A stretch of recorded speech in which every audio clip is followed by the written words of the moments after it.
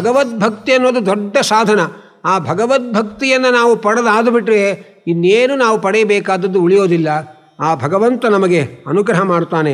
ಹೇಗೆ ಅಗ್ನಿಯನ್ನು ಆಶ್ರಯಿಸುವವನಿಗೆ ಚಳಿಯ ಭಯ ಇಲ್ಲ, ಹಾಗೆ ಸಜ್ಜನರನ್ನು ಸೇವಿಸುವವರಿಗೆ ಜಡತೆಯ ಭಯವಿಲ್ಲ, ಅಜ್ಞಾನದ ಭಯವಿಲ್ಲ, ಸಂಸಾರದ ಭಯವಿಲ್ಲ. ಹಡಗಿನಲ್ಲಿ ಕೂತರೆ ಹೇಗೆ ಆ ಸಾಗರವನ್ನು ದಾಟ್ತೇವೋ ಹಾಗೆ ಸಜ್ಜನರು ನಮ್ಮನ್ನು ಭವಸಾಗರದಿಂದ ದಾಟಿಸ್ತಾರೆ. ಆದ್ದರಿಂದ ನಮಗೆ ಅವಶ್ಯವಾಗಿ ಸಜ್ಜನರ ಸಹವಾಸ ಮಾಡಬೇಕು. ದುರ್ವಿಷಯಗಳ ಸಹವಾಸ ಮಾಡಬಾರ್ದು. ನಾನಾ ತರಹದ ಆಕರ್ಷಣೆಗಳಿಗೆ ಬಲಿಯಾಗಬಾರ್ದು. ಹೆಣ್ಣಿನ ಮೋಹ ಉಳ್ಳವರ ಸಹವಾಸವಾಗಲಿ, ನಾವು ಅದಕ್ಕೆ ಮೋಹಕ್ಕೆ ಒಳಗಾಗುವುದಾಗಲಿ ಆಗಬಾರದು ಅನ್ನೋ ಎಚ್ಚರಿಕೆಯನ್ನು ಪುರೂರವ ಮಹಾರಾಜರು ತಮ್ಮ ಜೀವನದಲ್ಲಿ ಊರ್ವಶಿ ಪ್ರಸಂಗದಿಂದ ತಾವು ಕಲಿತ ಪಾಠವನ್ನು ಜಗತ್ತಿಗೆ ತಿಳಿ ಹೇಳಿ ನಮಗೆಲ್ಲರಿಗೂ ಸಜ್ಜನರ ಸಹವಾಸ ಮಾಡಿರಿ ಅನ್ನುವಂಥ ಮಹತ್ವದ ಉಪದೇಶವನ್ನು ಮಾಡ್ತಾ ಇದ್ದಾರೆ.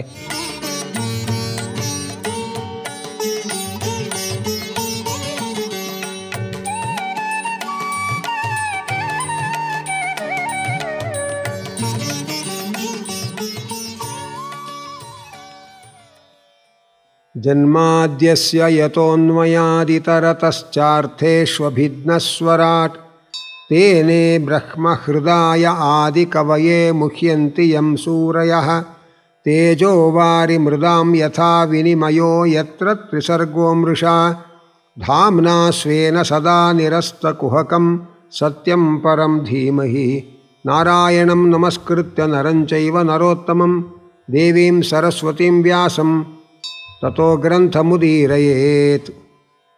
ಕೃಷ್ಣ ಉದ್ಧವನಿಗೆ ಮತ್ತೊಂದು ಮಹತ್ವದ ಉಪದೇಶವನ್ನು ತಿಳಿಸ್ತಾ ಇದ್ದಾನೆ. ವಿಷಯ ಪದಾರ್ಥಗಳಲ್ಲಿ ಅನಾಸಕ್ತಿಯನ್ನು ಬೆಳೆಸಿಕೊಳ್ಳಬೇಕು ಅನ್ನುವುದಕ್ಕೆ ಕಾರಣವಾಗಿ ಅನ್ನೋದಕ್ಕೆ ಪ್ರಚೋದಕವಾದ ಒಂದು ಘಟನೆಯನ್ನು ಭಗವಂತ ಹೇಳ್ತಾನೆ. ಮೊಟ್ಟ ಮೊದಲು ಇಡೀ ಈ ಕಥೆಯ ಸಾರಾಂಶ ಏನು ಉಪದೇಶ ಅನ್ನುವುದನ್ನು ಹೇಳ್ತಾನೆ. ಸಂಗಂ ನ ಕುರ್ಯಾತ್ ಅಸತಾಂ ಶಿಷ್ಣೋದರ ತೃಪಾಂ ಕ್ವಚಿತ್ ತಸ್ಯಾನುಗಸ್ತಮಸ್ಯಂಧೇ ಪತತ್ಯಂಧಾನುಗೋಂಧವತ್. ಜನನೇಂದ್ರಿಯ ಮತ್ತು ಉದರಗಳ ತೃಪ್ತಿಗೋಸ್ಕರವೇ ಯಾರು ಬದುಕ್ತಾರೆ ಅಂತಹವರ ಸಂಘವನ್ನು ಎಂದೂ ಮಾಡಬಾರದು.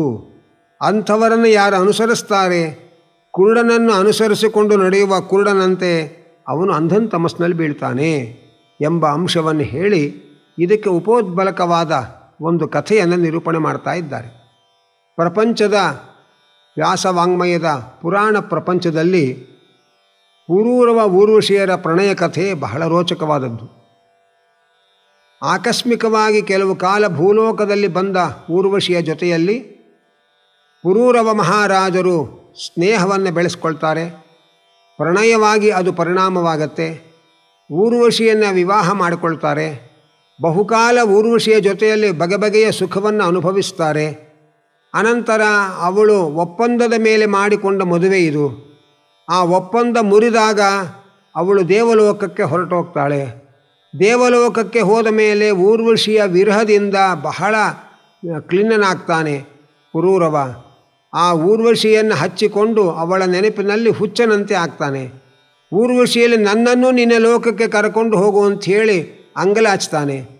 ಅವಳು ಎಷ್ಟೋ ಉಪದೇಶ ಮಾಡ್ತಾಳೆ, ಬುದ್ಧಿ ಹೇಳ್ತಾಳೆ, ಇಷ್ಟು ಹೆಣ್ಣನ್ನು ಹಚ್ಕೋಬಾರ್ದು, ಹೆಣ್ಣಿನ ಮೋಹ ಇಷ್ಟೊಂದು ಬೆಳೆಸ್ಕೋಬೇಡ್ರಿ, ಒಳ್ಳೆಯದಲ್ಲ ಅಂತ ಎಷ್ಟೇ ಉಪದೇಶ ಮಾಡಿದ್ರೂ ಕೂಡ ಆ ಊರ್ವಶಿಯ ಅನುರಾಗಕ್ಕೆ ಬಲಿಯಾಗಿದ್ದ, ಆಕರ್ಷಣೆಗೆ ಬಲಿಯಾಗಿದ್ದ ಪುರೂರವನಿಗೆ ಅದು ತಲೆಗೆ ಹೋಗಲಿಲ್ಲ. ಕೊನೆಯಲ್ಲಿ ಏನೋ ಮಾಡಿ ಒಂದು ಸಾಹಸ ಮಾಡಿ ಅವನು ದೇವಲೋಕಕ್ಕೂ ಹೋಗ್ತಾನೆ. ಅಲ್ಲಿಯೂ ಅನೇಕ ಕಾಲ ಊರ್ವಶಿಯ ಜೊತೆಯಲ್ಲಿ ಅವನು ಸುಖವನ್ನು ಅನುಭವಿಸ್ತಾನೆ. ಆಮೇಲೆ ಒಮ್ಮೆ ಅವನಿಗೆ ಅನಿಸ್ತು, ನಾನೊಬ್ಬ ದೊಡ್ಡ ದೇಶದ ಚಕ್ರವರ್ತಿಯಾಗಿದ್ದವನು, ಇಂಥ ಚಕ್ರವರ್ತಿಯಾದವನು ಒಂದು ಹೆಣ್ಣಿನ ಮೋಹಕ್ಕೆ ಬಿದ್ದು ದೈನ್ಯನಾಗಿ ಅವಳ ಕ್ರೀಡಾಮೃಗವಾಗಿ ಅವಳನ್ನು ಬೆಂಬಿಡದೆ ಕಾಡಿ ಬಿಡಲಾರದ ಸ್ಥಿತಿಯನ್ನು ತಲುಪಿ ಎಂಥ ಮೋಹ ಪರವಶನಾದೆ ಅಂತ ಒಮ್ಮೆ ಜೀವನದಲ್ಲಿ ವೈರಾಗ್ಯ ಬರುತ್ತೆ. ವೈರಾಗ್ಯ ಬಂದಾಗ ತನ್ನ ಜೀವನದ ಸ್ಥಿತಿಗತಿಗಳನ್ನು ಜಗತ್ತಿನ ಮುಂದೆ ಸಾರಿ ಹೇಳಿ ತನ್ನ ಜೀವನದಿಂದ ಉಳಿದವರು ಪಾಠ ಕಲಿಯಲಿ ಅಂತ ಹೇಳಿ ಅವನು ತಿಳಿಸಿಕೊಡ್ತಾ ಇದ್ದಾನೆ. ಅವನು ಹೇಳ್ತಾ ಇದ್ದಾನೆ, ತ್ಯಕ್ತ್ವಾತ್ಮಾನಂ ವ್ರಜಂತೀಂ ತಾಂ ನಗ್ನ ಉನ್ಮತ್ತವನ್ನೃಪಃ ವಿಲಪನ್ ಅನ್ವಗಾಜ್ಜಾಯೇ ಘೋರೇ ತಿಷ್ಠತಿ ವಿಕ್ಲವಃ ನಾನು ಎಂತಹ ದೈನ್ಯವನ್ನು ತೋರಿಸಿಕೊಂಡೆ. ಆ ಊರ್ವಶಿ ನನ್ನನ್ನು ತೊರೆದು ಹೋಗುವಾಗ ಹುಚ್ಚನ ಹಾಗೆ ವಿರಹ ವಿಹ್ವಲತೆಯಿಂದ ವಿಲಾಪ ಮಾಡ್ತಾ ಅವಳನ್ನು ನಿಲ್ಲು ನಿಲ್ಲು ಅಂಥೇಳಿ ವಸ್ತ್ರಹೀನನಾಗಿಯೇ ಅವಳ ಹಿಂದೆ ಓಡಿದೆ. ಆಗ ಎಂತಹ ಒಂದು ವಿಚಿತ್ರವಾದಂತಹ ಆಕರ್ಷಣೆಗೆ ನಾನು ಬಲಿಯಾದೆ. ಮತ್ತೆ ಯಾಗ ಮಾಡಿ ಊರ್ವಶಿ ಲೋಕವನ್ನು ಸೇರಿ ಅವಳೊಂದಿಗೆ ಕ್ಷುದ್ರ ವಿಷಯ ಸುಖಗಳನ್ನು ಅನುಭವಿಸಿದೆ. ನನ್ನ ಮೋಹ ಎಷ್ಟು ಬೆಳೆದಿದೆ ಹಾಗೆ ಅಂತ ಹೇಳ್ತಾ ಇದ್ದಾನೆ. ಅಹೋಮೇ ಮೋಹ ವಿಸ್ತಾರ ಕಾಮ ಕಶ್ಮಲಚೇತಸಃ ದೇವ್ಯಾ ಗೃಹೀತ ಕಂಠಸ್ಯ ನಾಯೋಖಂಡ ಅನುಸ್ಮೃತಾ. ನನ್ನ ಕುತ್ತಿಗೆಗೆ ಜೋತು ಬಿದ್ದ ಆ ಕಾಮಾತುರ ಚಿತ್ತನಾಗಿದ್ದ ನನಗೆ ನನ್ನ ಕುತ್ತಿಗೆಯಲ್ಲಿ ಊರ್ವಶಿ ಜೋತು ಬಿದ್ದಿದ್ಲು. ಅವಳ ಕಂಠಾಲಿಂಗನದ ಆಕರ್ಷಣೆಗೆ ಬಲಿಯಾಗಿ ನಾನು ಮೈ ಮರೆತು ನನಗೆ ಆಯುಷ್ಯ ಕಳೆದದ್ದೇ ಗೊತ್ತಾಗಲಿಲ್ಲ, ದಿನರಾತ್ರಿಗಳೇ ಕಳೆದದ್ದು ಗೊತ್ತಾಗಲಿಲ್ಲ. ಎಷ್ಟೋ ವರ್ಷಗಳೇ ಉರುಳಿ ಹೋಯಿತು, ವರ್ಷಗಳು ಉಳಿದು ಹೋಗಿದ್ದು ಗೊತ್ತಾಗಲಿಲ್ಲ. ಸೂರ್ಯ ಬೆಳಗಿದರೆ ಹಗಲು, ಸೂರ್ಯ ಕಂತಿದರೆ ರಾತ್ರಿ ಅನ್ನೋ ವ್ಯವಸ್ಥೆಗಳೇ ನನ್ನ ಗಮನಕ್ಕೆ ಬರಲಿಲ್ಲ. ಹಾಗೆ ನಾನು ಮೈಮರೆತೆ. ಅಹೋ ಮೇ ಆತ್ಮಸಮ್ಮೋಹ ಏನಾತ್ಮ ಯೋಷಿತಾ ಹೃತಃ ಕ್ರೀಡಾಮೃಗ ಚಕ್ರವರ್ತಿ ನರದೇವ ಶಿಖಾಮಣಿ. ನನ್ನ ಮನಸ್ಸನ್ನು ಒಂದು ಹೆಣ್ಣು ಕದ್ದಳು. ಚಕ್ರವರ್ತಿಯಾದವ ನಾನು, ರಾಜರುಗಳ ಶಿಖಾಮಣಿಯಾಗಿದ್ದ ನಾನು. ಅಂಥ ನನ್ನನ್ನು ಕ್ರೀಡಾಮೃಗದಂತೆ ಆ ಊರ್ವಶಿ ಆಟ ಆಡಿಸಿಬಿಟ್ಲಲ್ಲ. ಎಂತಹ ವಿಚಿತ್ರವಾದ ಮೋಹಪರವಶನಾದೆ ನಾನು. ರಾಜವೈಭವದಿಂದ ಕೂಡಿದ ನನ್ನನ್ನು ತೃಣಕ್ಕೆ ಸಮಾನವಾಗಿ ಕಂಡು ನನ್ನನ್ನು ಯಾವ ಯೋಚನೆಯೂ ಇಲ್ಲದೆ ಬಿಟ್ಟು ಆ ಊರ್ವಶಿ ಹೊರಟೋದ್ಲು. ನಾನು ಅಳುತ್ತಾ ಹುಚ್ಚನಾಗಿ ಅವಳನ್ನು ಹಿಂಬಾಲಿಸಿಕೊಂಡು ಬಂದೆ ವಿವಸ್ತ್ರನಾಗಿ. ಕಿಂ ವಿದ್ಯೆಯ ಕಿಂ ತಪಸ ಕಿಂ ತ್ಯಾಗೇನ ಶ್ರುತೇನವ ಕಿಂ ವಿವಿಕ್ತೇನ ಮೌನೇನ ಸ್ತ್ರೀಭಿರ್ಯಸ್ಯ ಮನೋಹೃತಂ. ಯಾರ ಮನಸ್ಸು ಸುಲಭವಾಗಿ ಹೆಣ್ಣಿನಿಂದ ಅಪಹೃತ ಆಗಿದೆ ಅವನಿಗೆ ಎಷ್ಟು ವಿದ್ಯೆ ಇದ್ದರೇನು, ಎಷ್ಟು ತಪಸ್ಸಿದ್ದರೇನು, ಎಷ್ಟು ದಾನ ಧರ್ಮಗಳಿದ್ದರೇನು, ಎಷ್ಟು ಶಾಸ್ತ್ರಶ್ರವಣ ಮಾಡಿದ್ರೇನು, ಎಷ್ಟು ಏಕಾಂತವಾಸದಲ್ಲಿದ್ದರೇನು, ಮೌನವಾಗಿದ್ದರೇನು ಉಪಯೋಗ. ಸ್ವಾರ್ಥಸ್ಯ ಅಕೋವಿದಂ ಧಿಂಗ್ಮಾಂ ಮೂರ್ಖಂ ಪಂಡಿತಮಾನಿನಂ ಯೋಹಂ ಈಶ್ವರತಾಂ ಪ್ರಾಪ್ಯ ಸ್ತ್ರೀಭಿರ್ಗೋಖರವಜ್ಜಿತ. ನಾನೇನು ಮಾಡಬೇಕಾಗಿದೆ, ನನ್ನ ಸಾಧನೆ ಏನು ಅನ್ನುವುದನ್ನೇ ಅರಿಯದೇ ಇದ್ದ ನನಗೆ ಧಿಕ್ಕಾರ ಇರಲಿ. ಮೂರ್ಖನಾಗಿದ್ದರೂ ಕೂಡ ಮಹಾಪಂಡಿತ ಅನ್ನುವ ಭ್ರಮೆಗೆ ಒಳಗಾಗಿ ಅಹಂಕಾರ ಪಟ್ಟ ನನಗೆ ಧಿಕ್ಕಾರ. ಸಮಸ್ತ ಭೂಮಂಡಲದ ಒಡೆತನವನ್ನು ಹೊಂದಿಯೂ ಕೂಡ ನಾನು ಕತ್ತೆಗಳಂತೆ ಹೆಣ್ಣುಗಳಿಗೆ ವಶ ಆದನಲ್ಲ. ಹಾಗೆ ಅಂತ ತಾನು ತುಂಬ ಪರಿತಾಪ ಪಡ್ತಾ ಇದ್ದಾನೆ. ಸೇವತಃ ವರ್ಷ ಪೂಗಾನ್ಮೇ ಊರ್ವಶ್ಯ ಅಧರಾಸವಂ ನತೃಪ್ತ ಆತ್ಮಭೂಕ್ಕಾಮೋ ವಂದ್ಯರಾಹುತಿಭಿರ್ಯತ. ಹೇಗೆ ಬೆಂಕಿಗೆ ಎಷ್ಟು ತುಪ್ಪದ ಆಹುತಿ ಹಾಕಿದರೂ ಕೂಡ ಬೆಂಕಿಯ ದಾಹ ತಣಿಯುವುದಿಲ್ಲ, ಹಾಗೆ ಆ ಊರ್ವಶಿಯ ಅಧರಾಮೃತ ಪಾನ ಮಾಡ್ತಾ ನನ್ನ ಕಾಮದ ತೃಷೆ ತಣಿಯಲೇ ಇಲ್ಲ. ಎಂತಹ ಒಂದು ಮೋಹಕ್ಕೆ ವಶನಾದೆ ನಾನು ಅಂತ ಹೇಳ್ತಾ ಇದ್ದಾರೆ. ಊರ್ವಶಿ ಅವಳು ಕೂಡ ವೇದ ಮಂತ್ರ ಕಂಡುಕೊಂಡ ಋಷಿ, ಉತ್ತಮ ಸ್ತ್ರೀ, ಅಪ್ಸರೆ ಅವಳು. ಆ ಅಪ್ಸರೆಯ ಮೂಲಕ ಇವನು ವೈರಾಗ್ಯ ಬರುವಂತೆ ನಡೆದುಕೊಂಡಿದ್ದಾಳೆ ಅನ್ನೋದನ್ನು ನಾವಲ್ಲಿ ಗಮನಿಸಬೇಕು. ಅವಳು ಹೇಳಿದ್ಲು, ನಾನು ಅವಳ ಹಿಂದೆ ಹಿಂಬಾಲಿಸಿ ಹೋದಾಗ ವೇದ ಮಂತ್ರದ ಮೂಲಕ ಊರ್ವಶಿ ನನಗೊಂದು ಎಚ್ಚರ ಕೊಟ್ಟಳು. ಏನು ಕೊಟ್ಟಳು? ಪುರೂರವ, ನನ್ನನ್ನು ಹಾಡಿ ಹೊಗಳಿ ನನ್ನ ದೇಹದ ಅಂಗಾಂಗಗಳನ್ನು ವರ್ಣನೆ ಮಾಡಿಕೊಂಡು ವ್ಯರ್ಥವಾದ ಮಾತಾಡ್ತಾ ಇದ್ದಿ, ನಿನ್ನನ್ನು ಬಿಟ್ಟಿರಲಾರೆ ಅನ್ನುವಂತಹ ವಿರಹದ ವಿಲಾಪಗಳನ್ನು ಮಾಡ್ತಾ ಇದ್ದಿ. ನಾನಂತೂ ನಿನ್ನನ್ನು ಬಿಟ್ಟು ಬಂದಿದ್ದಾಯಿತು. ಅನೇಕ ಉಷಃಕಾಲಗಳು ಸಂದು ಹೋಗಿದೆ, ಅದು ಹಿಂದೆ ಬರೋದಿಲ್ಲ. ಹೋದ ಅತಿಥಿ ತಿರುಗಿ ಬರೋದಿಲ್ಲ. ನಾನು ನಿನ್ನನ್ನು ಬಿಟ್ಟು ಬಂದಿದ್ದೇನೆ, ಮತ್ತೆ ನಿನ್ನ ಬಳಿಗೆ ಬರೋದಿಲ್ಲ. ನೀನು ನಿನ್ನ ಅರಮನೆಗೆ ಹೋಗು, ನಾನು ನಿನ್ನ ಕೈಗೆ ಸಿಗೋಳಲ್ಲ. ಸುಮ್ಮನೆ ಗಾಳಿಯಲ್ಲಿ ಗುದ್ದಿ ಕೈ ಯಾಕೆ ನೋವಿಸ್ಕೊಳ್ತಿ, ಅಥವಾ ಕೈಯಲ್ಲಿ ಗಾಳಿ ಹಿಡಿಯುವ ಸಾಹಸ ಯಾಕೆ ಅಂತೆಲ್ಲ ವೇದ ಮಂತ್ರದ ಮೂಲಕ ಆ ಊರ್ವಶಿ ಎಚ್ಚರಿಕೆ ಕೊಟ್ಟಳು. ಅವಳು ಅಷ್ಟು ಎಚ್ಚರಿಕೆ ಕೊಟ್ಟರೂ ಪುರೂರವನ ಪ್ರಾರಬ್ಧ ಕರ್ಮ ಬಗೆಹರಿದಿರಲಿಲ್ಲ. ಆದ್ದರಿಂದ ಅವನಿಗೆ ಬೋಧ ಬರಲಿಲ್ಲ, ಊರ್ವಶಿಯ ಮೇಲಿನ ಮೋಹ ಹೋಗಲಿಲ್ಲ. ಆನಂತರ ಆ ಪ್ರಾರಬ್ಧ ತೀರಿದಾಗ ರಾಜನಿಗೆ ಎಚ್ಚರಿಕೆ ಆಯಿತು, ತನ್ನ ತಪ್ಪಿನ ಅರಿವಾಯಿತು. ಆಗ ಅವನು ಈ ರೀತಿ ಹೇಳ್ಕೊಳ್ತಾ ಇದ್ದಾನೆ. ಕ್ವಾಯಂ ಮಲೀಮಸಃಕಾಯ ದೌರ್ಗಂಧ್ಯಾಧ್ಯಾತ್ಮಕೋ ಅಶುಚಿ ಕ್ವ ಗುಣಾ ಸೌಮನಸ್ಯಾದ್ಯಾ ಹಿ ಅಧ್ಯಾಸೋ ಅವಿದ್ಯೆಯ ಕೃತಃ. ಕಶ್ಮಲ ತುಂಬಿದ ಈ ದುರ್ಗಂಧಮಯವಾದ ಪಾರ್ಥಿವ ಶರೀರೆಯಲ್ಲಿ ಸೌಂದರ್ಯಾದಿ ಗುಣಗಳಲ್ಲಿ ಆದರೂ ಕೂಡ ಇಂದ್ರಿಯಗಳಿಗೆ ವಶನಾಗಿ ಸ್ವತಂತ್ರನಾದ ಪರಮಾತ್ಮನ ಸೌಂದರ್ಯವನ್ನು ಆಸ್ವಾದನೆ ಮಾಡದೆ ಅಜ್ಞಾನದಿಂದ ಸುಟ್ಟು ಬೂದಿಯಾಗುವ ಪಾರ್ಥಿವ ಶರೀರದಲ್ಲಿ ಸೌಂದರ್ಯಗಳನ್ನು ನಾನು ಕಲ್ಪಿಸಿಕೊಂಡು ಮೋಹಪರವಶನಾದೆ. ಈ ಶರೀರವೇ ನನಗೆ ಸುಖ ಕೊಡ್ತಾ ಇದೆ ಅನ್ನುವ ಭ್ರಮೆಗೆ ಒಳಗಾದೆ. ಈ ದೇಹ ಯಾರಿಗೆ ಸೇರಿದ್ದು? ಪಿತ್ರೋಹೋ ಕಿಂ ಸ್ವಿನ್ನು ಭಾರ್ಯಾಯಾಹ ಸ್ವಾಮಿನಃ ಅಗ್ನೇಃ ಶ್ವಗೃಧ್ರಯೋ ಕಿಂ ಆತ್ಮನಃ ಕಿಂ ಸುಹೃದಾಂ ಇತಿಯೋ ನಾವಸೀಯತೆ. ನನ್ನ ದೇಹ ಅಂತ ನಾವು ಅಭಿಮಾನ ಪಡ್ತಾ ಇದ್ದೇನೆ. ಆದರೆ ಈ ದೇಹ ಯಾರಿಗೆ ಸೇರಿದ್ದು? ಈ ದೇಹದ ಜನ್ಮಕ್ಕೆ ಕಾರಣರಾದ ತಂದೆ ತಾಯಿಗಳಿಗೆ ಈ ದೇಹ ಸೇರಿದ್ದು, ಅಥವಾ ಈ ದೇಹದ ಜೊತೆಯಲ್ಲಿ ಬದುಕಿ ಬಾಳುವ ಹೆಂಡತಿಗೆ ಈ ದೇಹ ಸೇರಿದ್ದು, ಅಥವಾ ಅನ್ನ ಹಾಕಿ ಈ ದೇಹವನ್ನು ಬೆಳೆಸಿದ ಯಾರು ಒಡೆಯ ಇದ್ದಾನೆ ಸ್ವಾಮಿ ಅವನಿಗೆ ಸೇರಿದ ದೇಹವೋ, ಅಥವಾ ಮರಣಾನಂತರ ಸುಡುವ ಅಗ್ನಿಗೆ ಸಂಬಂಧಪಟ್ಟ ಶರೀರವೋ ಇದು, ಅಥವಾ ಸುಡದೆ ಹಾಗೇ ಬಿಟ್ಟರೆ ನಾಯಿ ನರಿಗಳಿಗೆ ಬಲಿಯಾಗುವ ಶರೀರ ಇದು ನಾಯಿ ನರಿಗಳಿಗೆ ಸೇರಬೇಕಾದ ಶರೀರವೋ, ಅಥವಾ ಅಂದಿನವರೆಗೆ ಒಳಗೆ ವಾಸ ಮಾಡಿಕೊಂಡಿರುವ ಜೀವನಿಗೆ ಸೇರಬೇಕಾದದ್ದು, ಅಥವಾ ಆಪತ್ತುಗಳಲ್ಲಿ ಈ ದೇಹವನ್ನು ಕಾಪಾಡ್ತಾರಲ್ಲ ಸ್ನೇಹಿತರು ಅವರಿಗೆ ಸೇರಿದ್ದ? ಈ ಶರೀರ ಯಾರಿಗೆ ಸೇರಿದ್ದು ಅಂತಲೇ ನಿರೂಪಣೆ ಮಾಡಲಿಕ್ಕೆ ಬರೋದಿಲ್ಲ. ಇಂಥ ಶರೀರವನ್ನು ಅತ್ಯಂತ ಅಪವಿತ್ರವಾದ ಹೀನಸ್ಥಿತಿಯಲ್ಲಿರುವ ಈ ಶರೀರವನ್ನು ನೋಡಿ ಅಹೋ ಸುಭದ್ರಂ ಸುನಸಂ ಸುಸ್ಮಿತಂಚ ಮುಖಂ ಸ್ತ್ರೀಯ ತ್ವಂ ಮಾಂಸ ರುಧಿರ ಸ್ನಾಯು ಮೇಧೋ ಮಜ್ಜಾಸ್ತಿ ಸಂಹತೌ ವಿಣ್ಮೂತ್ರಪೂಯೆ ರಮತಾಂ ಕ್ರಿಮೀಣಾಂ ಕಿಯದಂತರಂ. ಅವನು ಹೇಳ್ತಾ ಇದ್ದಾನೆ, ಈ ನಾಶವಾಗುವ ಹೊಲಸುಲಾರುವ ಈ ಶರೀರವನ್ನು ಎಂಥ ಸುಂದರವಾದ ಮುಖ, ಎಂಥ ಸುಂದರವಾದ ನಗುಮುಖ, ಎಂತಹ ಮಾಟವಾದ ಮೂಗು, ಎಷ್ಟು ಮುದ್ದಾಗಿದೆ ಅಂಥೇಳಿ ಬರೇ ಚರ್ಮ ಮಾಂಸ ರಕ್ತ ಕೊಬ್ಬು ಮಜ್ಜೆ ಎಲುಬು ಇದರುಗಳ ರಾಶಿಯಾಗಿರತಕ್ಕ ಈ ಹೆಣ್ಣಿನ ಶರೀರದಲ್ಲಿ ನಾನು ರಮಿಸ್ತಾ ಮೈ ಮರೆತನಲ್ಲ. ಮಲಮೂತ್ರ ಕೀವುಗಳಲ್ಲಿ ರಮಿಸುವ ಕ್ರಿಮಿಗೂ ನಮಗೂ ಏನು ವ್ಯತ್ಯಾಸ ಇದೆ ಹಾಗೆ ಅಂತ ಪರಿತಪಿಸ್ತಾ ಇದ್ದಾನೆ. ಪರಿತಪಿಸಿ ಹೇಳ್ತಾ ಇದ್ದಾರೆ, ಅಥಾಪಿ ನೋ ವಿಷಜ್ಜೇತ ಸ್ತ್ರೀಷು ಸ್ತ್ರೈಣೇಷು ಚ ಅರ್ಥವಿತ್ ವಿಷಯೇಂದ್ರಿಯ ಸಂಯೋಗಾನ್ ಮನಕ್ಷುಭ್ಯತಿ ನಾಣ್ಯದ.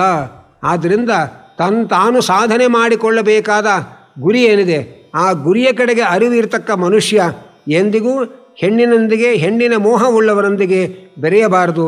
ಯಾಕೆಂದರೆ ಈ ವಿಷಯ ಪದಾರ್ಥಗಳ ಸಂಪರ್ಕ ಇದ್ದಾಗಲೇ ಮನಸ್ಸಿಗೆ ಕ್ಷೋಭೆ ಉಂಟಾಗೋದು, ಮನಸ್ಸು ಶಾಂತಿಯನ್ನು ಕಳ್ಕೊಳ್ಳೋದು. ಅದೃಷ್ಟಾತ್ ಅಶ್ರುತಾತ್ ಭಾವಾನ್ ಅಭಾವ ಉಪಜಾಯತೆ ಅಸಂಪ್ರಯುಂಜತಃ ಪ್ರಾಣಾನ್ ಶಾಮ್ಯತಿ ಸ್ಥಿಮಿತಂ ಮನಃ. ನಾವು ಕಾಣದೇ ಇರತಕ್ಕ ವಿಷಯ, ನಾವು ಕೇಳದೇ ಇರತಕ್ಕ ವಿಷಯ, ಅದರಿಂದ ಮನಸ್ಸಿಗೆ ಕ್ಷೋಭೆ ಉಂಟಾಗೋದಿಲ್ಲ. ಆದ್ದರಿಂದ ಇಂದ್ರಿಯಗಳಿಗೆ ಬೇರೆ ಬೇರೆ ಥರಥರಾವರಿ ಪದಾರ್ಥಗಳ ಅನುಭವ ಆಗದಂತೆ ಎಚ್ಚರಿಕೆ ವಹಿಸಿಕೊಳ್ಬೇಕು. ಒಮ್ಮೆ ಅದಕ್ಕೆ ಅನುಭವ ಆಯಿತೋ ಅದು ಮತ್ತೆ ಮನಸ್ಸನ್ನು ನಿಶ್ಚಲವಾಗಿರೋಕ್ಕೆ ಬಿಡೋದಿಲ್ಲ. ಆದ್ದರಿಂದ ತಸ್ಮಾತ್ ಸಂಗೋ ನ ಕರ್ತವ್ಯ ಸ್ತ್ರೀಷು ಸ್ತ್ರೈಣೇಷು ಚೇಂದ್ರಿಯೈ ವಿದುಷಾಂಚಾಪ್ಯವಿಶ್ರಭ್ಯ ಷಡ್ವರ್ಗ ಕಿಮಮಾದುಷಾಂ. ಆದ್ದರಿಂದ ದುಷ್ಟ ಸ್ತ್ರೀಯರು, ಪರಸ್ತ್ರೀಯರು, ಸ್ತ್ರೀಲಂಪಟರು ಇವರ ವಿಷಯದಲ್ಲಿ ಇಂದ್ರಿಯಗಳು ಆಸಕ್ತಿ ಪಡದಂತೆ ನಾವು ಎಚ್ಚರಿಕೆ ವಹಿಸಬೇಕು. ಪಂಚಜ್ಞಾನೇಂದ್ರಿಯ ಮತ್ತು ಮನಸ್ಸು ಈ ಷಡ್ವರ್ಗ ಜ್ಞಾನಿಗಳಿಗೂ ಕೂಡ ಇದರಲ್ಲಿ ನಂಬಿಕೆ ಇಡೋ ಹಾಗಿಲ್ಲ. ಇನ್ನು ನನ್ನಂಥವರ ಪಾಡೇನು ಹಾಗೆ ಅಂತ ತಿಳಿಸ್ತಾ ಹಾಗಾದ್ರೆ ಏನು ಮಾಡಬೇಕಪ್ಪ? ತಥೋ ದುಸ್ಸಂಗ ಮುತ್ಸೃಜ್ಯ ಸತ್ಸು ಸಜ್ಜೇತ ಬುದ್ಧಿಮಾನ್ ಸಂತ ಏವಾಸ್ಯ ಛಿಂದಂತಿ ಮನೋವ್ಯಾಸಂಗ ಮುಕ್ತಿಭಿ. ಆದ್ದರಿಂದ ಬುದ್ಧಿವಂತನಾದವನು ದುರ್ಜನರ ದುರ್ವಿಷಯ ಸಂಪರ್ಕ ಇರುವವರ ಸಹವಾಸವನ್ನು ಬಿಡಬೇಕು, ಸಜ್ಜನರ ಸಹವಾಸ ಮಾಡಬೇಕು.